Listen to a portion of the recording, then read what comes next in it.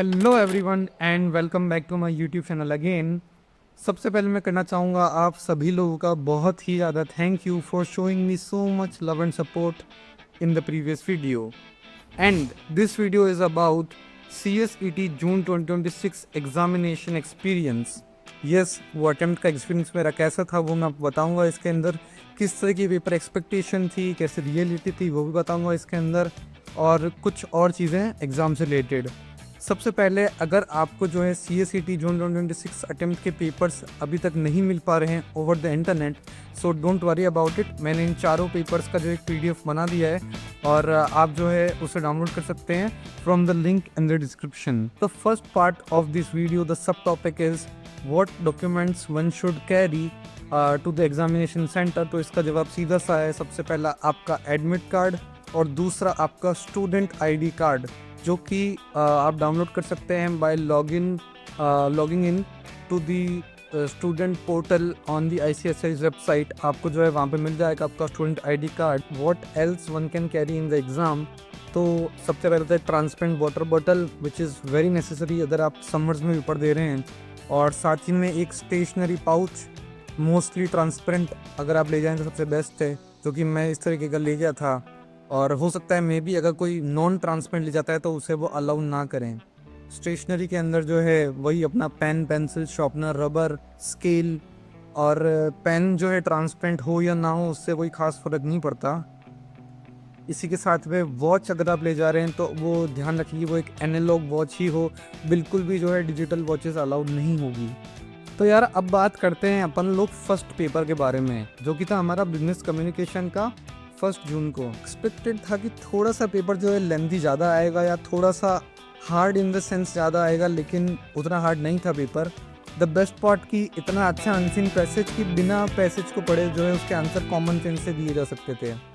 और जो even questions भी थे वो मोस्ट ऑफ द टीचर्स जो भी आपको पढ़ाएंगे वो आपको इम्पोर्टेंट जो करवाते हैं कि यार ये इम्पोर्टेंट है फॉर दी पेपर्स पर्सपेक्टिव, उसी टाइप के क्वेश्चन जो है देखने को मिले। कोई भारी भरकम केस स्टडीज़ वगैरह नहीं थी, और मतलब एक्सपेक्टेड जो था पेपर उससे ईजियर साइड पे ही आया। तो अब बात करेंगे अकाउंट्स के पेपर के बारे में, जो कि था 2 जून को। तो इस पेपर में यार एक चीज़ ये थी कि उन्होंने एक जो सेंस ऑफ सरप्राइज़ होता है वो रखा था। हर जो आप पेपर देखोगे, जो दोनों सैम्पल पेपर भी हैं या फिर जो मॉड्यूल के पीछे भी पेपर है, उसमें उन्होंने जो फर्स्ट क्वेश्चन था वो फाइनल अकाउंट्स का दे रखा था, जो कि 20 नंबर का क्वेश्चन था, काफ़ी बड़ा वाला। तो मैंने भी उसी की बहुत ज़्यादा प्रैक्टिस करी थी। और जब हम पेपर देखते हैं तो सबसे पहले तो सामने आता है कि फर्स्ट जो पेपर क्वेश्चन है वो मेंटरी तो होता ही है, ऑब्वियस सी बात है, लेकिन उसके जो है 3 पार्ट आए थे अलग अलग। तो सबसे पहले तो एक सेंस ऑफ सरप्राइज़ वहाँ मिला, और दूसरा ये कि यार ना पेपर कंसिडरेबली लेंदी था, ये बात एकदम सच है। और मैंने जो है कोर क्वेश्चन जो होते हैं वो तो सारे करे, लेकिन जो उनके वर्किंग नोट्स थे वो जो है मैं कुछ कुछ के नहीं बना पाया, तो ये दिक्कत लगी मेरे को। बाकी मेरा दोस्त भी मुझे जो कह रहा था, जो कि CA के अटेम्प्ट्स दे चुका है, वो कह रहा था कि यार एक्चुअली में पेपर जो है वो अच्छा खासा लेंदी था और कुछ क्वेश्चन जो एक्चुअली में टफ भी था। जैसे कि अगर आप देखें एक BRS का क्वेश्चन है जिसके अंदर लिटरली एक तो बैंक OD है, तो बैंक OD का एक्सपेक्टेड नहीं था कि आप बैंक OD दे देंगे। जो मतलब इवन जो टीचर्स भी थे वो यही कह रहे थे कि मतलब बैंक OD की बजाय नॉर्मली जो आता है जो डेबिट बैलेंस होता है कैशबुक का उसी से BRS आएगा, लेकिन बैंक OD आया। और साथ ही में लाइन नहीं है BRS के अंदर, BRS के प्रॉपर पैराग्राफ आए, हर एक पॉइंट का एक पैराग्राफ था। तो एक वो चीज़ बड़ी अनएक्सपेक्टेड थी। हालांकि स्टिल मैं कहूँगा कि पेपर जो है हार्ड नहीं कह सकते हैं, लेकिन लेंदी ज़रूर था, बड़ा ज़रूर था, और एक सेंस ऑफ सरप्राइज ज़रूर वो पेपर कैरी कर रहा था। अकाउंट्स की बात कर ही रहे हैं तो एक बात ये भी कि जो कैलकुलेटर होता है गाइस, प्लीज़ उस चीज़ का बहुत ही ज़्यादा ध्यान रखना। एक्चुअली में कैलकुलेटर जो हैं वो बिल्कुल बेसिक जो फंक्शन वाले होते हैं वही ले जाना। तो अब चलते हैं तीसरे पेपर की तरफ, जो कि था इकोनॉमिक्स का। अब यार इकोनॉमिक्स और इन्वायरमेंट में दिक्कत ये थी ना कि मतलब है ना थ्योरी होती है यार बहुत ही ज़्यादा, मतलब इट्स बिग, तो है ना कुछ चीज़ें जो है मैंने तो मेरी तरफ से स्किप कर दी थी, मैं आपको ऑनेस्टली बताऊंगा। जो कुछ स्कीम्स वगैरह होती है, क्योंकि यार कुछ टीचर्स का इंटीमेशन था कि ना स्कीम जो होती है प्रॉपर स्कीम की, यार इतने लोगों को बेनिफिट मिला है या फिर ये एग्जैक्ट स्कीम जो है गवर्नमेंट ने लॉन्च की है, उस पर क्वेश्चन जो है नॉर्मली नहीं आएगा पेपर के अंदर। But still there were question from that side. और देर वॉट नॉट कि ऐसे बहुत ही ज़्यादा क्वेश्चन थे, पर हाँ 2-3-4 क्वेश्चन शायद उसके अंदर थे जो कि आप PDF में देख लेना। तो एक वो चीज़ थी। और दूसरा मुझे लगा कि कहीं मेरी तरफ से भी एक कमी थी कि ना मैंने इस चीज़ को बहुत ही ज़्यादा ढीले तरीके से करा। मतलब मैंने इन्वायरमेंट जो है वो बहुत ही ज़्यादा बड़ी थी, लेकिन उसको बहुत ही कम कंप्लीट कर पाया। मैंने लास्ट के 1-2 चैप्टर जो थे वो लास्ट मोमेंट रिवीजन मैंने नहीं किया, वो मेरी गलती थी। तो आप प्लीज़ उस बात का ध्यान रखना, जो लास्ट मोमेंट रिवीजन होता है उसको एक बार ज़रूर अच्छे से करना। और जो पहले अपन कोर्स कंप्लीट करने हैं वो तो एटलीस्ट मतलब 15-20 दिन 1 महीना पहले होना ही चाहिए। बाकी भाई इकोनॉमिक्स के अंदर जो है हर एक क्वेश्चन का जो है to the point answers module के अंदर हैं।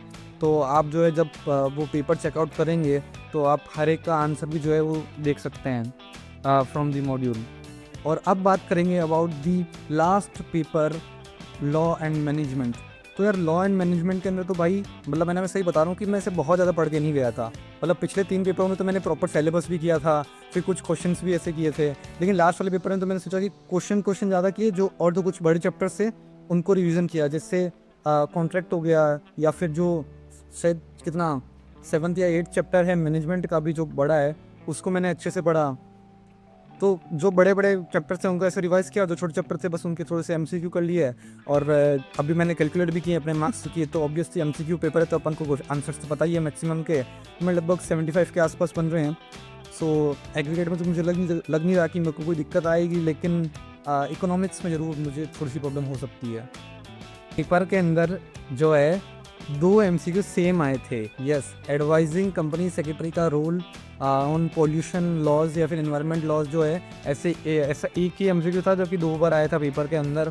So that is it about today's video. और आई होप कि आपको ये वीडियो पसंद आया होगा, इन्फॉर्मेटिव लगा होगा।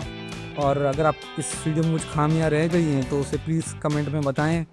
और अगर कुछ अप्रिशिएशन है मेरे लिए तो उसे भी प्लीज़ कमेंट में रखें। और आपकी क्योरीज़ के लिए always my DM on Instagram is open, तो आप मुझे DM कर सकते हैं। कुछ लोगों ने किया भी है, उनकी क्योरीज़ मैंने सॉल्व भी की है। एंड सॉरी कि मैं इतना ज़्यादा इनकन्सिस्टेंट हूँ अपलोडिंग वीडियोज़, बट मैं कोशिश करूँगा कि ज़्यादा से ज़्यादा वीडियोज़ अपलोड करूँ। अभी पहले तो जो है मैं इसी एग्ज़ाम्स में बिजी था इनकी प्रिपरेशन में। So that is it about today. Thank you so much for watching this video and जय हिंद, जय भारत।